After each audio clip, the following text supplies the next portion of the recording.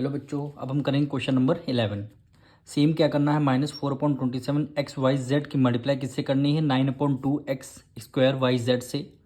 फिर सेम इस प्रोडक्ट की मल्टीप्लाई इन नंबर से करनी है। तो सबसे पहले हम ब्रैकेट में लिखेंगे -4/27 एक्स वाई जेड। इस वाले टर्म की मल्टीप्लाई इस टर्म से करनी है, यानी मल्टीप्लाई का साइन लगाएंगे। फिर क्या हो गया, 9/2 x square y z, bracket close कर दिया। फिर यहाँ पे माइनस है तो हमने माइनस का साइन लगाया। फिर इस प्रोडक्ट की मल्टीप्लाई इस प्रोडक्ट से करनी है, यानी ब्रैकेट ओपन करेंगे। फिर -4/27 एक्स वाई जेड मल्टीप्लाई करना है ये वाली प्रोडक्ट से। तो यहाँ पे लिख लेंगे 3/4 एक्स वाई जेड का स्क्वायर, ब्रैकेट क्लोज कर दिया। अब देखिए, हमें दोनों टर्म किस में है, मल्टीप्लाई में है। तो 9 × 9, 9 3 जा होते 27। तो 9 × 9, 9 3 जा 27, 2 1 जा 2, 2 2 जा 4, 2 1 जा 2 और 2 2 जा क्या हो जाएगा, 4 हो जाएगा। अब न्यूमेरिकल में देखिए, केवल नंबर में -2 बचा, यहाँ पे बचा -2 की मल्टीप्लाई 1 से करेंगे तो -2 आ जाएगा, और 3 की मल्टीप्लाई 1 से करेंगे तो डिनोमिनेटर में 3 आ जाएगा। अब यहाँ पे देखिए, यहाँ पे x है, यहाँ पे एक्स स्क्वायर है। x की एक्स स्क्वायर से मल्टीप्लाई करेंगे तो आंसर क्या आएगा, x का क्यूब आ जाएगा। कैसे आएगा, देखिए x की पावर कुछ नहीं, इसका मतलब यहाँ पे 1 है, और x की पावर यहाँ पे 2, बेस सेम होते हैं, मल्टीप्लाई में पावर ऐड हो जाती है। 1 + 2, 1 + 2 कितना हो जाएगा, 3 हो जाएगा, यानी x की पावर 3 हो गई। अब y पे आते हैं। अब y की पावर यहाँ कुछ नहीं, इसका मतलब यहाँ पे 1 है, यहाँ भी y की पावर कुछ नहीं, इसका मतलब यहाँ पे 1 है। y की मल्टीप्लाई y से करेंगे, 1 + 1 कितना हो जाएगा, 2, पावर 2 हो जाएगी। अब z पे आते हैं, सेम वही प्रोसेस, z की पावर कुछ नहीं, इसका मतलब 1 पे है, z की पावर यहाँ पे कुछ है, इसका मतलब 1 पे है। z की मल्टीप्लाई z से करेंगे, क्या आंसर आ जाएगा, z स्क्वायर आ जाएगा। हमारा दोनों प्रोडक्ट का आंसर आ गया। अब माइनस से माइनस कर दिया। अब यहाँ पे माइनस है तो यहाँ पे हमने माइनस पहले से ही लिख दिया। अब 3 1 जा 3, 3 9 जा होता 27, 3 1 जा 3, 3 9 जा 27, 4 से 4 हमारा कैंसिल हो गया। अब न्यूमरेटर में केवल हमारा 1 बचा, तो हम क्या करेंगे, x की मल्टीप्लाई x से करेंगे। 1 कुछ नहीं, बेस 1 है, पावर 1 है, यहाँ पे कुछ नहीं, पावर 1 है, तो आंसर क्या आ जाएगा, x की पावर 2 आ जाएगा, x की पावर 2 आ जाएगी। अब देखिए, यहाँ पे y है, यहाँ भी y है, y की मल्टीप्लाई y से करेंगे तो क्या आंसर आएगा, y का स्क्वायर आ जाएगा।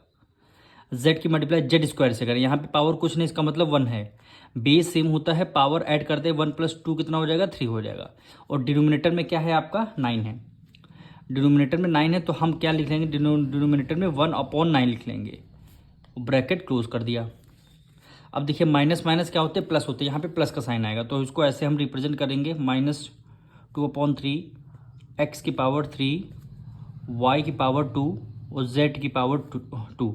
माइनस माइनस क्या होता है, प्लस होता है, 1/9 एक्स की पावर 2, वाई की पावर 2 और z की पावर क्या हो जाएगी, 3 हो जाएगी। यही क्या हो जाएगा, आपका आंसर हो जाएगा।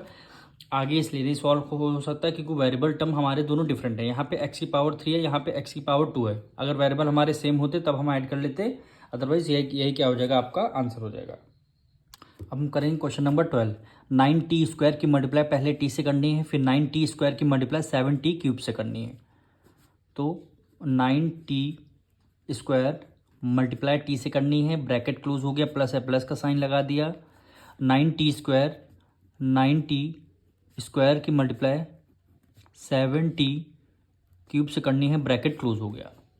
अब 9 की मल्टीप्लाई यहाँ पे कुछ नहीं, इसका मतलब 1 है, 9 1 जा 9 हो गया। अब t² की मल्टीप्लाई t से करनी है, यानी यहाँ पे तो स्क्वायर लगा है, यहाँ पे कुछ नहीं, पावर है, इसका मतलब 1 है। बेस आपका क्या हो गया, t बेस हो जाएगा, तो 1 टाइम t लिख देंगे। जब बेस सेम होते हैं तो पावर ऐड कर देते हैं, 2 + 1 कितना हो जाएगा, 3 हो जाएगा, यानी t की पावर 3 हो गई। प्लस है, प्लस कर दिया, 9 7 जा कितना होता है, 63, तो यहाँ पे आ गया 63। t की पावर 2 है, t की पावर 3 है, तो बेस आपके क्या हो गया, t हो गया, बेस आपका सेम है तो पावर ऐड कर देते हैं, 2 + 3 कितना हो जाएगा, 5। तो यही क्या हो जाएगा। अब इसके आगे सॉल्व नहीं होगा, क्यों नहीं, क्योंकि वेरिएबल हमारे दोनों डिफरेंट है, t की पावर 3 है, यहाँ पे t की पावर 5 है, तो यही क्या हो जाएगा, आपका आंसर हो जाएगा। अब हम करेंगे क्वेश्चन नंबर 13। 10a² की मल्टीप्लाई किससे करनी है, 0.1a से करनी है, फिर 10a² की मल्टीप्लाई 0.5b से करनी है। तो यहाँ पे करते हैं 10a², मल्टीप्लाई किससे करनी है, 0.1a से करनी है, 0.1a ब्रैकेट क्लोज कर दिया, माइनस से माइनस कर दिया, फिर ब्रैकेट ओपन 10a स्क्वायर की मल्टीप्लाई किससे करनी है, 0.5b से करनी है, ब्रैकेट क्लोज कर दिया। अब देखिए यहाँ पे 10 है, यहाँ पे डेसिमल को अभी आप भूल जाइए, 10 की मल्टीप्लाई 1 से करेंगे 10 आ जाएगा, और a स्क्वायर है, यहाँ पे a की पावर कुछ नहीं, इसका मतलब 1 है, a की मल्टीप्लाई बेस सेम है तो बेस को 1 टाइम लिख दें, पावर ऐड करें 2 + 1 कितना हो जाएगा, 3 हो जाएगा। अब देखिए यहाँ पे 1 डिजिट पहले डेसिमल है ना, तो आंसर में भी 1 डिजिट पहले यहाँ पे आपने डेसिमल लगा दिया। पहले तो आप मल्टीप्लाई कर लीजिए, फिर बाद में जितने डिजिट पहले डेसिमल हो उतने डिजिट पहले डेसिमल आप लगा दीजिए। अब यहाँ माइनस से माइनस कर दिया। अब देखिए यहाँ पे भी 10 की मल्टीप्लाई आप 5 से करिए, पहले 10 5 से क्या हो गया, 50 हो गया। अब देखिए यहाँ पे डेसिमल नहीं है, यहाँ पे 1 डिजिट पहले डेसिमल है, तो कुछ आंसर में भी आपने 1 डिजिट पहले यहाँ पे आपने डेसिमल लगा दिया। पहले आप मल्टीप्लाई कर लीजिए, फिर जितने डिजिट पहले डेसिमल हो आंसर में उतने डिजिट पहले आप लगा दीजिए। यहाँ पे a स्क्वायर है, मल्टीप्लाई b है, तो कोई हमारे सेम वेरिएबल है नहीं, तो डायरेक्ट हम लिख सकते हैं a स्क्वायर मल्टीप्लाई b हो गया। अब यहाँ पे देखिए डेसिमल के बाद 0 की कोई वैल्यू नहीं, तो हम यहाँ पे लिख सकते हैं केवल a³।